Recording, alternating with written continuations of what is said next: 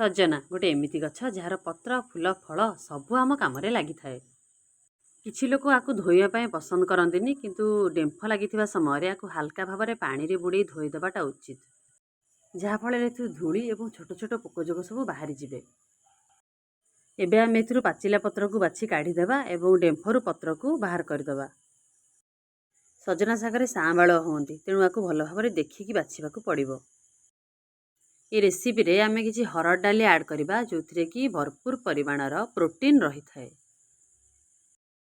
आलू, सारू, बोदी, बैगण, गाजर, कखारु परी परिबा को छोट छोट पीस करी काटी देई हरड़ डाली सह ताकू सिजाई देबा। एथिरे आमे सारू एवं आलूर परिमाण टिके अधिक मात्रा रे नबा, जहाँकि आम रेसिपीर टेस्ट बढ़ाइबारे साहाय्य करिवो। आपण माने जानिछंती 100 ग्राम सजना शागरे 5 ग्लास क्षीर ठारू अधिक कैल्शियम रही थाए।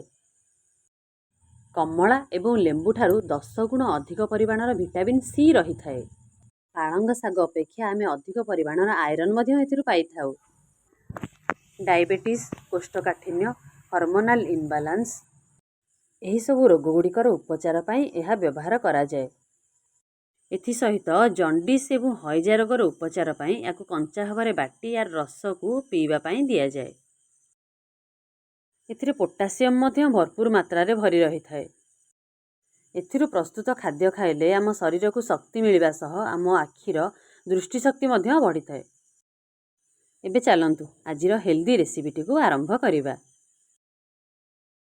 एही रेसिपी को मु अरुआरे खाइबा पई करिथिली, तेणु एथिरे मु अदा एवं कंचा लका को रेइथिली। आपण एथिरे रसुण गोटे बुदा ऐड कले एहार टेस्ट आहुरी बढ़ी जाए।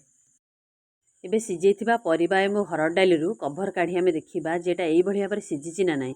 यदि एई भली भाबरे सेटा सिझिथिबो तो आमर रेसिपी बहुत टेस्टी हबो। सजना शाग एक गरिष्ठकर खाद्य, तेणु छोट पिला एवं वयस्क व्यक्ति माने याकु टिके कम परिमाणर खाइबा दरकार।